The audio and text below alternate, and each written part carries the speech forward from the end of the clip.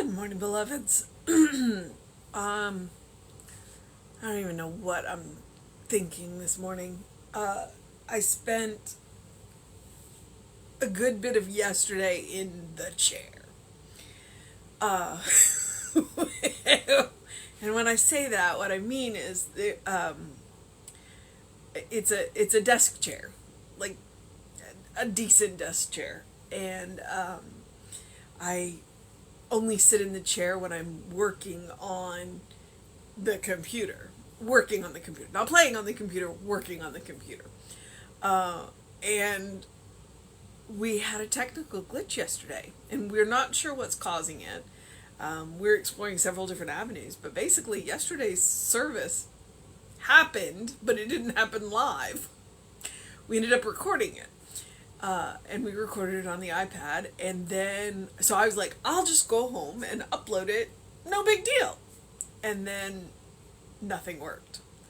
I couldn't get it to upload to Facebook. I couldn't get it to upload to YouTube. I was like, all right, what other options do I have? Because I plugged it into my computer, which is not an Apple. And it just, my computer went, oh yeah, so, no, here's the file, but you can't have it. So finally, I got it to upload to YouTube, and I uploaded the complete service on private, because YouTube does not allow music unless it's your own, and then we're not even going to go there. And so I uploaded it in private because it says copyright claim, and I get that, and so we understand that, and that's why when we post the video to YouTube, we take the music out. And but it literally meant me spending a little over an hour touching the screen every 3 seconds or 3 minutes.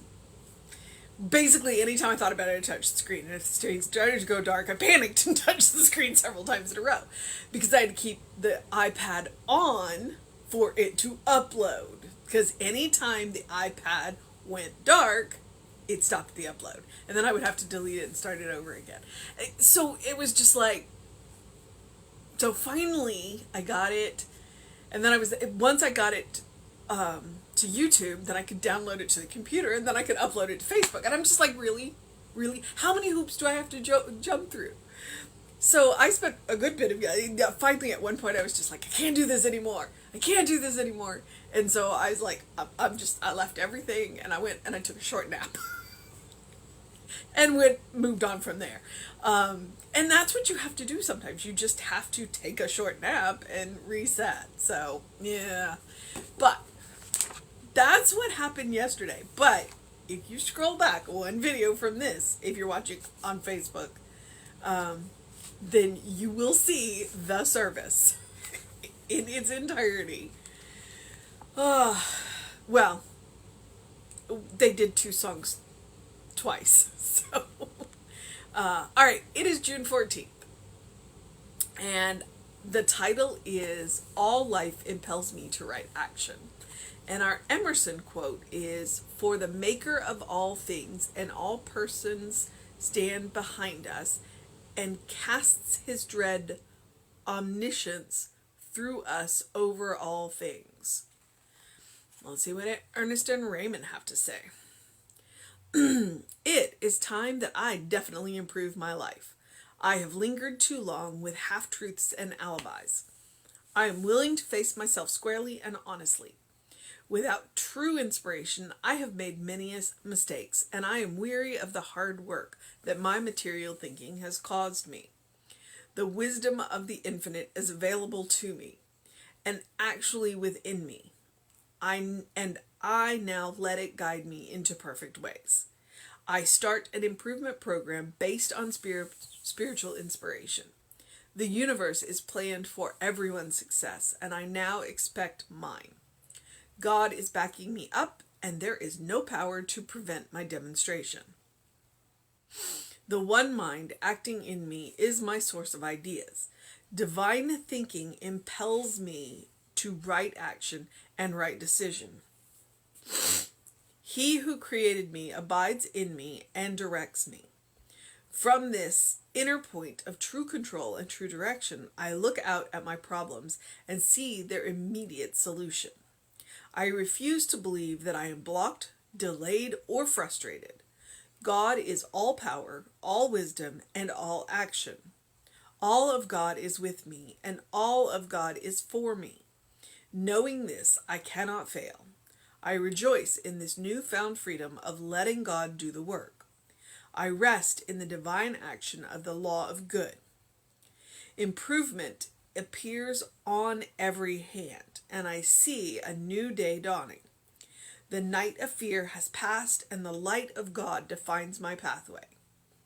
I anticipate this day to be a good one, and tomorrow will be even better. I glory in my newly discovered abilities. I appreciate every good impulse that the divine mind delivers to me. I hold my consciousness open to guidance. In complete confidence, I face each task, and all impatience deserts me.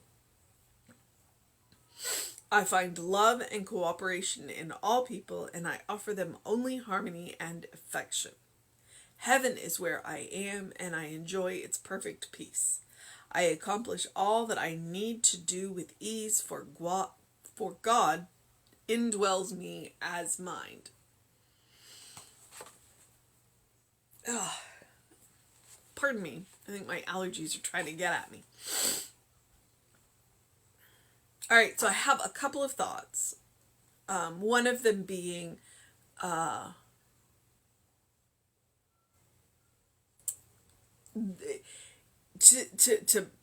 focus on the importance of spiritual practice, because spiritual practice is super important for getting to know the divine mind, to creating that space in our consciousness where we recognize the divine mind.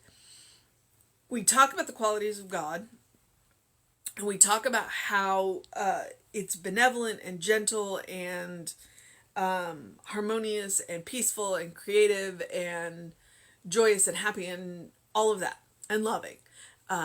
And spiritual practice is super important for creating that space where all of those qualities exist and we recognize them so that we can distinguish them from ego.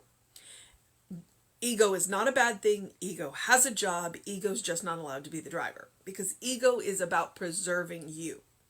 But ego has a tendency to be willing to sacrifice everyone in the preservation of you. And that's not, one, that's generally not necessary. And two, that's not God. God's like, no, everybody gets to come. Everybody gets just this once, everybody lives. Sorry, that's a Doctor Who quote. That's God's ideas. Like, nope, everybody gets to live. Everybody gets all of the gifts. Everybody is a party to the divine mind. So spiritual practice is extremely important in being able to recognize the difference between a divine impulse and an ego impulse, because we have both. And so we need to be able to tell when our ego is talking to us and when the divine mind is talking to us, and we need to sort out when ego is being necessary and when ego is being extra, because the ego has a tendency to be extra. And so we need to have those default patterns set so that we know, oh, okay, so this is ego talking and I need to listen. Or, oh, okay, this is ego talking and ego's just being a little extra, and so we're gonna listen to ego and say, oh, okay, all right, okay, ego, I hear you and I will take care of this. Or when we hear the divine mind talking and giving guidance, and then we go, oh, okay. So that's super important, because the divine mind will guide us into right action. And one of the ways that you know is look at who it benefits. Because if it benefits no one, it's probably ego. If it benefits you and hurts other people, it's definitely ego. If it benefits just you but doesn't hurt anybody, it could be ego. It may also be divine mind. If it benefits absolutely everybody, definitely divine mind. So there you go, quick and dirty. The other one is that last sentence, the second to last sentence, where heaven is where I am and I enjoy its perfect peace. Heaven is right now, right here, right where you are, because it's a state of consciousness. Again, point of spiritual practice. As you do this spiritual practice, you become more open to recognizing the heaven around you. All right. So all life impels me into right action. Emerson, for the maker of all things and all persons stands behind us and casts his dread omniscience through us over all things. Okay, I get it. I get it. It's Emerson. Basically, the divine mind is within each and every one of us. That's that omniscience. Casts the omniscience through us into all things. All right. Okay, so it is time that I definitely improve my life. If you feel this way, then this one's for you. And I mean, I can always use a little improvement. I'm human. I am a divine spirit having a human experience, but so here's where I'm going to go when I'm ready to improve. It is definitely time I improve my life. I have lingered too long with half-truths and alibis. I am willing to face myself squarely and honestly. You want to face yourself squarely and honestly? Go take any of take heartfelt living, go take practitioner training, go into ministerial school, because you cannot serve others until you have looked at yourself squarely. Do I look at myself squarely all the time? Probably not. But I make an effort to do it. And once you've done it once, it gets easier. Because two things. One, you are taught to recognize yourself as a child of God. That makes anything easier. And two, you realize that you are not who you have been taught you are by society, culture, religion, people that love you but don't know better. So face yourself squarely and honestly. Without true inspiration, I have made many mistakes, and I am weary of the hard work that my material thinking has caused me. Again, let's come back to spiritual practice. Because our material thinking is exactly that. It is what we need to do what we do in this world. But it's not where inspiration comes from. That's spiritual thinking. And where do you get spiritual thinking? Spiritual practice. The wisdom of the infinite is available to me, is actually within me, and I now let it guide me into perfect ways. So that the infinite wisdom, the wisdom of the infinite is already available to you. It is within you. You came into this world with it already installed. You got to be willing to listen. I start an improvement program based on spiritual inspiration. That's where stuff like this comes in. The universe is planned for everyone's success, and I now expect mine. The universe is planned for everyone's success. We got to be willing to listen, though. It's like God's there and going, well, I want you to be happy. I want you to be loved. Here are ways that you can go to get that. And then we let ego get in our way and we go, no, I'm going my own way. And God's like, all right, when you're ready, I'll be here. And I now expect mine. God is backing me up, and there is no power to prevent my demonstration. The only power to prevent my demonstration is me. Me getting in my own way. What do I need to do to get out of my own way? Accept that God is there. Accept the wisdom that God has already installed within me. The wisdom that God can flow through me when I'm willing. The one mind acting in me is my source of ideas.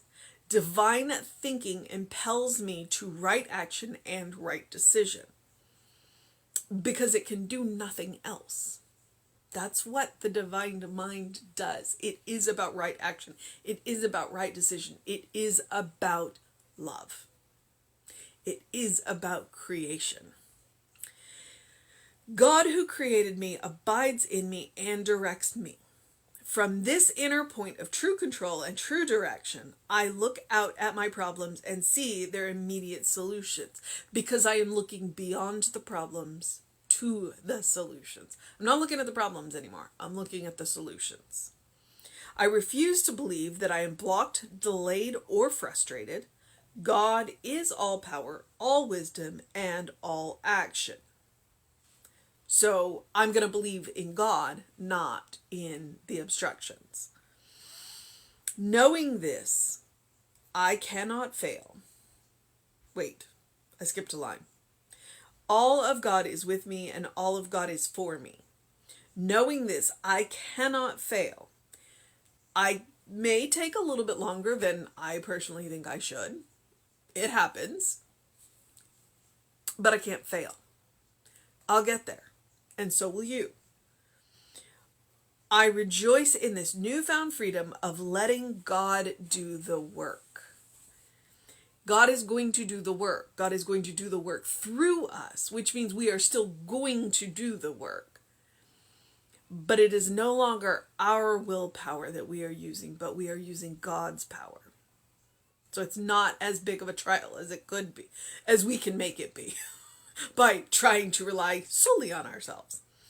I rest in the divine action of the law of good. Improvements appear on every hand, and I see a new day dawning. The night of fear has passed, and the light of God defines my pathway. If I am willing to be open to that light will shine even in the darkest of nights. Which sounds like an oxymoron, but it's not. But it's not, because the light is coming from within. So it doesn't matter what's going on around us, the light is still shining, and we will see the pathway in front of us. I anticipate this day to be a good one, and tomorrow to be even better. Why not? Why not? What could go right? Think about what could go right, instead of focusing on what could go wrong. We can plan for, but focus on what could go right. I glory in my newly discovered abilities. I appreciate every good impulse that the divine mind delivers to me. Gratitude. Best power in the world.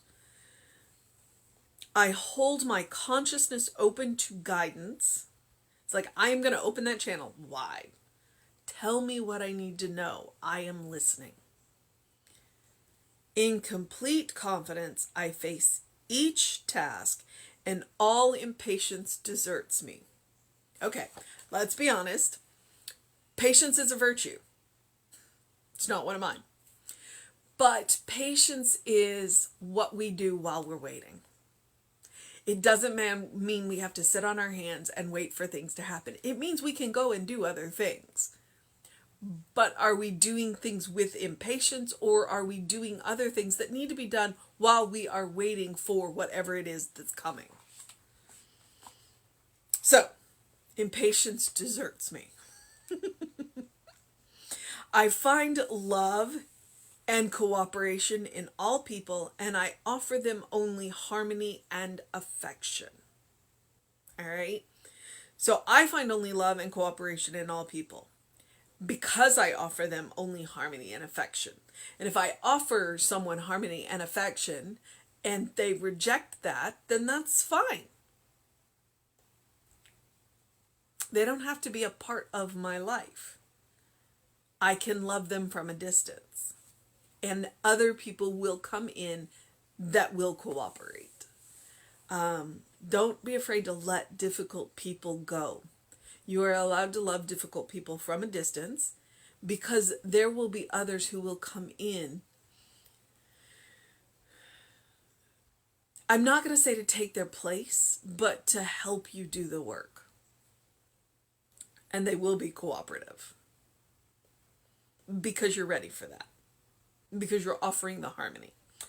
Heaven is where I am, and I enjoy its perfect peace. Heaven is a state of mind.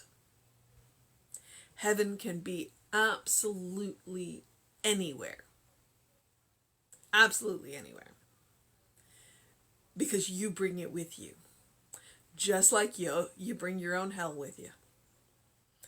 I accomplish all that I need to do with ease, for God indwells me as mind. The mind that I use is the same mind that made the universe, that made the stars, that made me and you. That's the mind we use. So our mission today, should we choose to accept it, is to hold our consciousness open to that guidance. To recognize that one mind as the source of our ideas.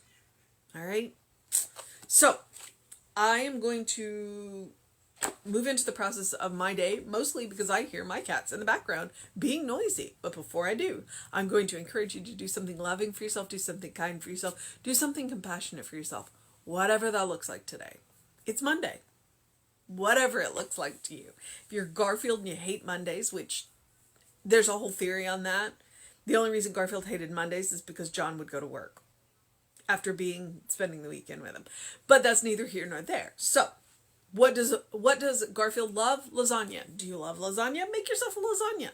If you don't want to make lasagna, there are multiple places that you can go and get lasagna. But do something loving, kind, and compassionate for yourself. I know I'm being silly, but it is super important that you practice that on yourself because you deserve your own loving, kind, and compassion. Because you are a beloved child of God in whom God is well pleased, always and forever. That is the state of grace that we live in. So practice it upon yourself and practice it upon others. All right? I would encourage you to do something to engage your mind and your body, but it's going to be hot today, so if you're going to do it, either do it early or figure out a way to do it in the air conditioning, because, yeah. Therefore, I am not going to suggest you open your windows. I do suggest you get some fresh air. I do suggest you drink plenty of water. And I do suggest you open the windows of your soul. Allow that breath of heaven to remind you, you do live in heaven now.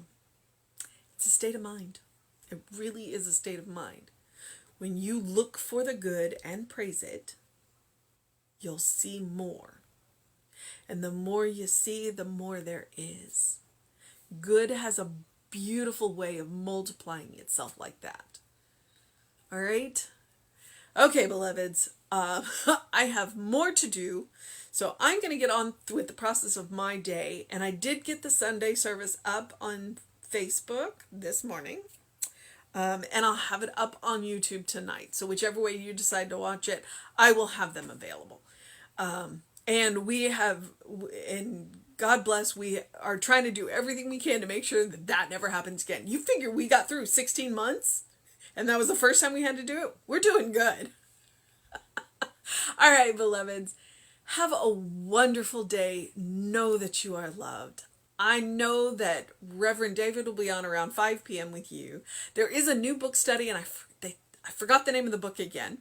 But that starts at, I think, 6 p.m. our time, because I think it's 7 p.m. Eastern. But email info@creativelife.org if you're interested in that. And then feel free to check out the YouTube channels.